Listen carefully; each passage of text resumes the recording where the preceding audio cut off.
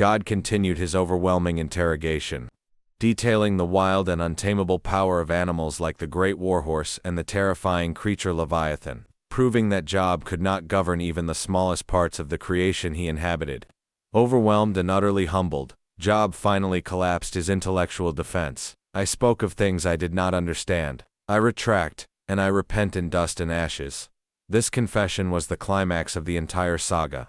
The Lord then turned to the three friends, sternly rebuking them for not speaking rightly about him. Unlike Job, God commanded the friends to offer a burnt sacrifice, and the newly humbled Job interceded for them. When Job prayed for his friends, the Lord immediately restored his fortunes. God doubled Job's prosperity, giving him twice the livestock he previously owned, new children, and extended his life so that he saw 4 full generations of his family before dying old and full of days.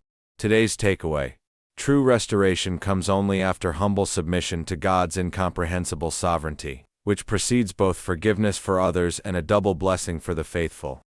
Prayer. Dear God, when I am tempted to question your design, overwhelm me with the realization that my wisdom is nothing compared to your mastery over creation. Having finally repented in the dust, let my first act of restoration be to intercede for those who have wrongly judged me. Amen. Subscribe.